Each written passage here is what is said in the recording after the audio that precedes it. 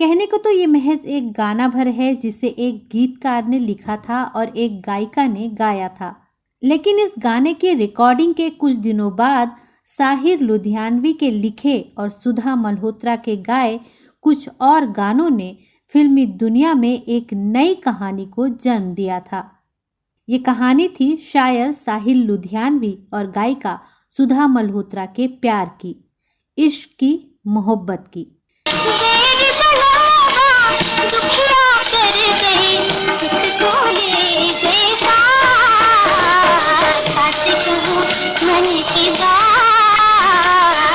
लोगों को ये गाने अच्छे लगने लगे, लेकिन इन गानों ने साहिर लुधियानवी और सुधा मल्होत्रा के इश्क की अफवाह को भी हवा दी। सलाम हसरत कबूल कर लो, मेरी मोहब्बत कबूल कर लो।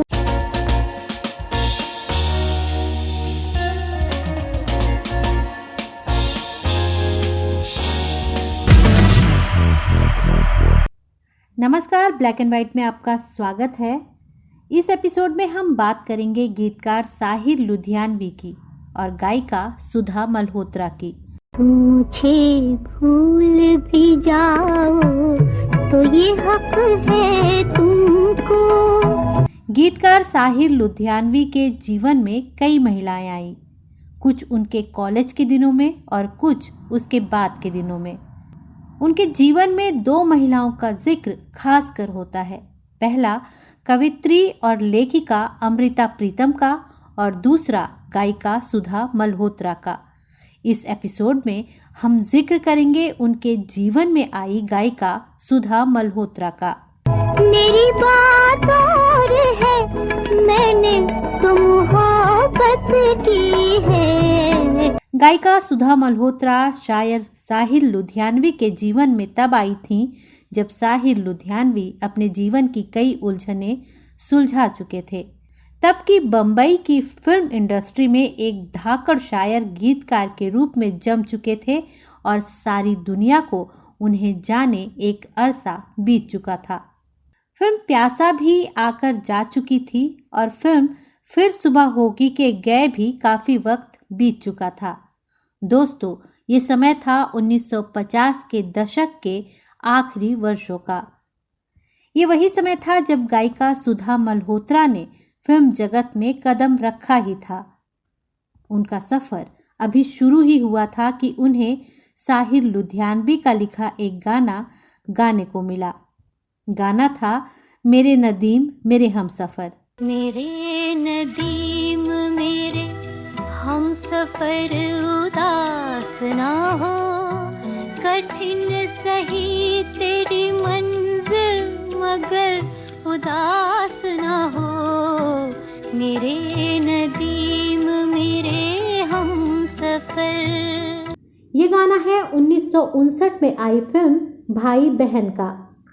कहने को तो ये महज एक गाना भर है जिसे एक गीतकार ने लिखा था और एक गायिका ने गाया था। लेकिन इस गाने के रिकॉर्डिंग के कुछ दिनों बाद साहिर लुधियानवी के लिखे और सुधा मल्होत्रा के गाए कुछ और गानों ने फिल्मी दुनिया में एक नई कहानी को जन्म दिया था। ये कहानी थी शायर साहिर लुधियानवी और गायिका सुधा मल्होत्रा के प्यार की, इश्क की, मोहब्बत की।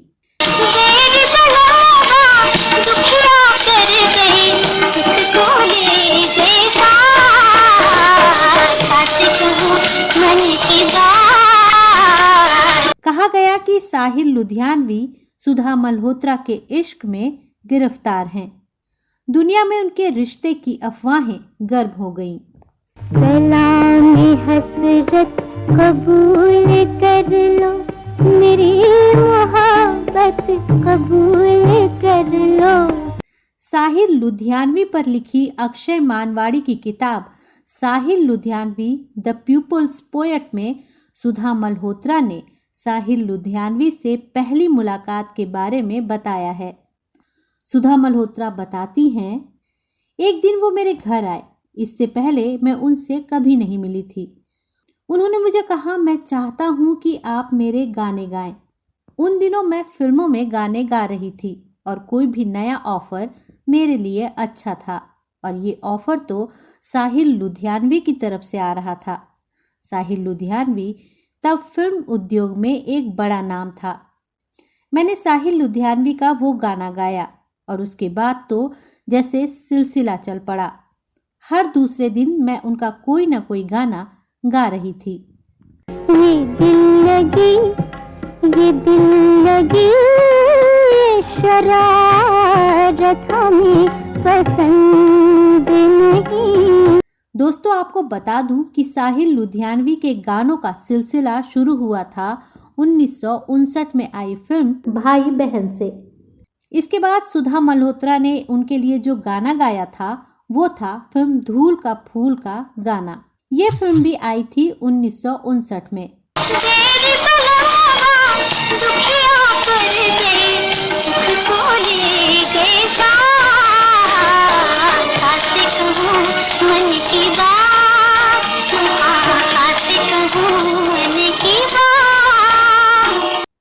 इस फिल्म के संगीतकार हैं एन दत्ता। फिल्म धूल का फूल के बाद सुधा मल्होत्रा ने फिल्म बरसात की रात के लिए गाने गाए।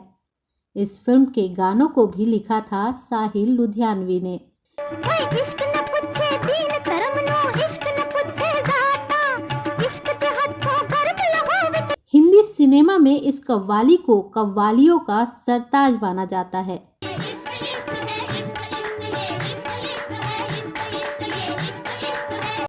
इस कव्वाली को अद्भुत संगीत से सजाया है संगीतकार रोशन ने। इस फिल्म में एक और गाना है जिसमें सुधा मल्होत्रा की आवाज है। निगाहे नाज के मारो का हाल क्या होगा, न बच सके तो। इस गाने में सुधा मल्होत्रा के साथ हैं आशा भोसले, शंकर शंभू और SD बातिश।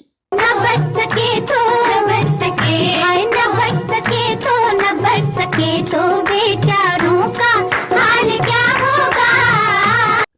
इस गाने के अलावा इस फिल्म में एक और गाना है जिसमें सुधा मल्होत्रा ने अपनी आवाज दी है। ये चाहता है झूम लूं अपनी नजर को मैं, ये चाहता है झूम लूं अपनी नजर को मैं। इस गाने में सुधा मल्होत्रा के साथ हैं आशा भोसले, S बलबीर और बंदे हसन। ये चाहता है झूम लूं अपनी नजर को मैं, जी चाहता है झूम लूं अपनी नजर को मैं। 1960 में मुगले आजम के बाद फिल्म बरसात की रात के गानों ने चारों तरफ तहलका मचा दिया था। सुधा मल्होत्रा की अहमियत बढ़ गई थी। वो लगातार साहिल लुधियानवी के लिखे गाने गाए जा रही थी। जी चाहता है झूम लूं, जी चाहता है झूम लूं अपनी नजर को मैं। 1960 में ही एक फिल्म आई थी बाबर। कहते हैं रोशन को पीरियड फिल्में करना अच्छा लगता था, तभी बाबर में उन्होंने एक से बढ़कर एक गाने दिए। साहिल लुधियानवी की कलम से निकली गजल को फिर गाने का मौका मिला सुधा मल्होत्रा को। उदास नजरें तड़प तड़प कर तुम्हारे जलवों को ढूंढती है। साहिल लुधियानवी के जज्बात को सुधा मल्होत्रा ने आवाज दी। सलाम हसरत कबूल कर लो, मेरी मोहब्बत कबूल कर लो। लोगों को ये गाने अच्छे लगने लगे, लेकिन इन गानों ने साहिल लुधियानवी और सुधा मल्होत्रा के इश्क की अफवाह को भी हवा दी। जुदाई है जान लेवा, ये एक हकीकत कबूल कर लो, सलाम हसरत। दोस्तों, ये सिलसिला काफी दिनों तक यूं ही जारी रहा। बाद में सुधा मल्होत्रा ने एक इंटरव्यू में साहिल लुधियानवी और अपने रिश्ते के बारे में कुछ यूं बताया। साहिल लुधियानवी को मेरी आवाज़ अच्छी लगी होगी, तभी तो वो मुझे अच्छे अच्छे गाने गाने के लिए देते रहे और ये मेरी उपलब्धि थी। हर सुबह मुझे उनका फ़ोन आता, लेकिन ये फ़ोन हमेशा काम से जुड़ा होता। मैं सिर्फ इतना जानती थी कि मेरे ऊपर काफ़ी ध्यान दिया जा रहा था और अगर कोई इतना बड़ा आदमी एक युवा लड़की को इतना अटेंशन दे रहा है तो जाहिर है आप इसका आनंद उठाएंगे। साहिर लुधियानवी के साथ उनके इश्क पर उड़ी अफवाहों के बारे में सुधा मल्होत्रा ने कहा कि उनके दिमाग में एक बार भी साहिर लुधियानवी से रोमांस का ख्याल नहीं आया। सुधा मल्होत्रा का कहना था कि साहिर लुधियानवी उम्र में उनसे काफ़ी बड़े थे। वो दोनों एकदम अलग अलग दुनिया से थे। वो दोनों अलग तरह की पृष्ठभूमि से आए थे। दोनों की दुनिया बिल्कुल अलग थी। सुधा मल्होत्रा ने कई साल बाद भले ही इसे महज अफवाह करार दिया हो, लेकिन उस दौर में उनके इश्क के चर्चे काफ़ी समय तक गर्म रहे। इतना कि सच और झूठ के भेद मिट गए, तथ्य और कल्पना के अंतर खत्म हो गए। और हद तो तब हो गई जब 1963 में फिल्म आई गुमराह। चलो एक बार फिर से अजनबी बन जा। महेंद्र कपूर के इस गाने ने आग में घी का काम किया। कहा गया साहिर लुधियानवी अब अपने रिश्ते को नए अंजाम तक पहुंचाना चाहते हैं। मेरे हमराह भी रुसवाइयां हैं मेरे माजी की। दोस्तों, साहिर लुधियानवी और सुधा मल्होत्रा के इश्क की अफवाह इतनी तेज थी कि लोग ये भूल गए कि महेंद्र कपूर के जिस गाने को लेकर बवाल मच रहा है वो गाना खूबसूरत मोड़ नाम की कविता की शक्ल में साहिर लुधियानवी की किताब तलखियां में 1943-44 में ही छप चुकी थी। तारुफ रोग हो जाए तो उसको भूलना बेहतर। दोस्तों, एक सच्चाई ये भी है कि गुमराह आई थी 1963 में, जबकि इसके 3 साल पहले 1960 में सुधा मल्होत्रा शादी कर चुकी थी। चलो एक बार फिर से अजनबी बन जाए हम दोनों। सुधा मल्होत्रा ने इस बारे में एक अखबार को दिए अपने एक इंटरव्यू में कहा था, चूंकि मेरी शादी हो चुकी थी इसलिए मैं किसी विवाद में उलझना नहीं चाहती थी। कई लोगों ने, प्रेस ने मेरा नाम उछाला, मुझे बदनाम करने की खूब कोशिश हुई। वो मेरे जीवन का खराब दौर था। शुरू में मैं इससे एकदम अनजान थी, लेकिन जब ये सब हुआ तो मैंने गाना बंद कर दिया। वो एक मशहूर गीतकार थे, सभी संगीतकार उनकी तरफ थे, मेरी तरफ से कुछ नहीं था। मैं ऐसे में क्या कर सकती थी। जानकार बताते हैं कि 1960 में शादी के बाद सुधा मल्होत्रा ने हिंदी फिल्मों के लिए गाना बंद कर दिया था। शादी के बाद ना तो उन्होंने साहिर लुधियानवी के लिए गाना गाया और ना किसी और के लिए, और ना ही वो इसके बाद साहिर लुधियानवी से कभी मिली। सुधा मल्होत्रा ने एक इंटरव्यू में कहा था, अब ये पुरानी बातें हो गई हैं, ये काफ़ी पीछे छूट गया है। शुरू के कुछ वर्षों में इसकी वजह से मैं काफ़ी परेशान हुई। मैं जानती हूँ मैंने कुछ गलत नहीं किया था। मैं एक राइटर के तौर पर उन्हें पसंद करती थी। मैं उनकी एहसानमंद भी हूँ। उन्होंने मुझे इतनी ऊंचाई तक पहुँचाया और ये सब कुछ हुआ उनकी गीतों की वजह से।